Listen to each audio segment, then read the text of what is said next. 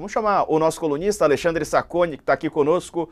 Sacconi, conta mais, que susto, né? E, enfim, um passageiro com problemas de saúde, a gente não sabe exatamente a causa da morte, mas uma queda abrupta, né, de quase 2 quilômetros deve ser realmente bastante angustiante, para dizer o mínimo, né? Boa noite para você. Boa noite, boa noite. Sarza, Faria, Coach, todo mundo que está nos vendo e assistindo.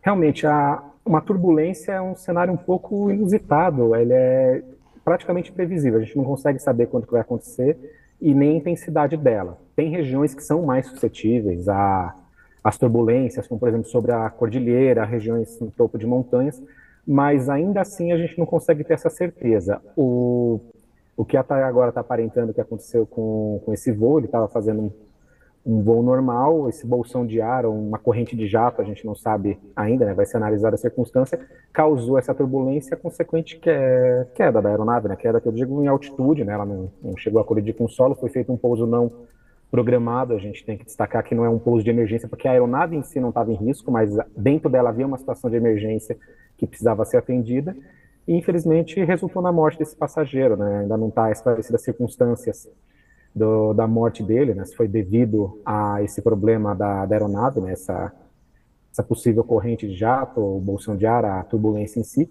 ou se foi algum outro problema relacionado ao susto posterior. A gente ainda tem que analisar isso. Mas a certeza que a gente tem é que pelo menos 30 pessoas ainda ficaram feridas, 18 até a última que eu consegui compactuar, foram hospitalizadas devido à gravidade dos ferimentos. Sacone, você, como especialista no assunto, já passou por uma situação dessa? E uma coisa que muita gente gostaria de saber, qual é o lugar do avião mais seguro para a gente sentar para enfrentar uma situação dessa? O que você recomenda?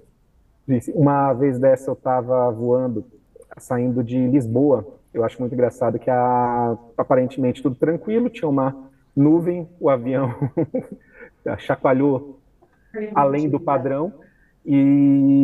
Mas, por óbvio, né? Eu tenho a noção de que a turbulência não vai causar nenhum problema para a aeronave em si, né? Estou com o cinto afivelado, estou seguro, eu fico bem. E recentemente eu fui viajar pela JetSmart ao Chile e nós cruzamos a Cordilheira dos Andes no trajeto, naturalmente. Quando a gente está para cruzar, eu até estranhei, os pilotos falaram, ó, comissários, na tripulação, estamos passando pela cordilheira. Achei estranho, achei que era para a gente virar e fotografar, observar, e estranhamente a comissária, na minha cabeça ainda era estranha, a comissária que estava próxima a mim, ela foi para o assento dela, sentou tudo, passou um tempo, ela voltou a circular, eu perguntei, mas por que o comandante avisa que a gente está passando pelas cordilheiras? É para uma questão turística, de atração, para o turismo local? Não, porque sobre a cordilheira há mais suscetibilidade de a gente enfrentar uma turbulência, e não é visível necessariamente, então eles falam para garantir que todo mundo ficasse com o cinto afivelado, tanto que o senhor pode ter visto que o sinal foi aceso, e todos evitarem ao máximo se locomover dentro da aeronave, inclusive a gente, por isso que a gente ficou preso que eu digo, sentado, né, na cadeira deles com o cinto afivelado. Então é uma Aham. situação bem inusitada, essas duas que eu passei Ô, mais Sacconi, recentemente, né? Sim.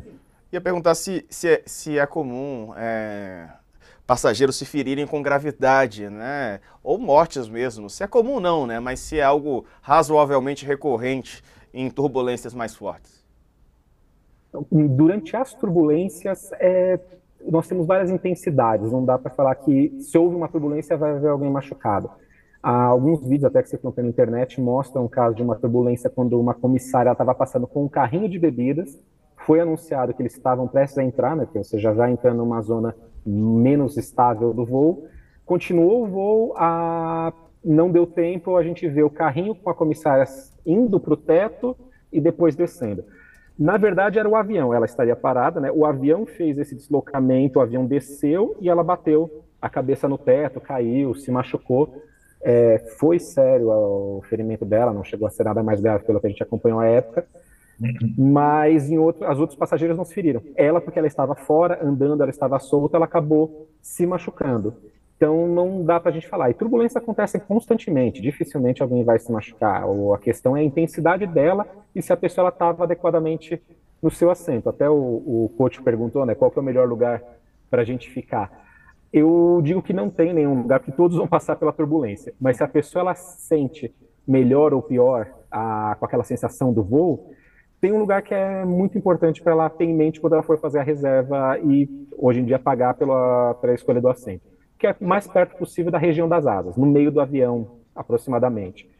O avião funciona como uma gangorra, a gente pode fazer assim, ele vai levantar a ponta e ele vai descer, sempre girando em torno daquele eixo.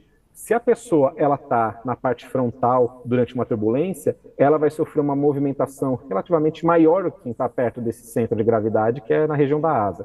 Então, quem quer ficar mais tranquilo tudo, senta mais perto do meio, mas ainda assim, a oscilação, subida e descida da aeronave, ela vai continuar sentindo, não é uma garantia total que não vai sofrer mais, menos incômodo. Melhor coisa é sentar e apertar os cintos. Thales, rapidinho que o Flávio Costa já está aqui conosco. Vai lá. Pois é, Alexandre. Eu queria saber o seguinte, não cabe, você num voo internacional, você levanta, solta do cinto, não fica o tempo inteiro no cinto, não tem como. Não cabe ao piloto, à tripulação avisar, olha, vai ter uma grande turbulência aí pela frente. Sentem, botem cintos, isso aí, porque isso é uma queda, às vezes, 50 metros, ou mais. Não sei quantos metros é uma queda dessa, mas não caberia a tripulação ter avisado? Se a turbulência é previsível, sim. Aparentemente, o que aconteceu ali não há previsibilidade. Eu vou fazer um resumo bem rápido até por causa do nosso tempo. Nem todas as turbulências são previsíveis. A gente sabe, como eu disse, na cordilheira, eles sabem que pode acontecer, que é um local mais suscetível, mas não há a garantia. Tem uma outra situação que a gente também fala que pode acontecer de precisar fazer uma manobra brusca, como, por exemplo, quando vem um avião na mesma direção, o sistema da aeronave fala, tá vindo um tráfego que pode causar algum problema, o piloto tem que fazer a manobra o mais rápido possível.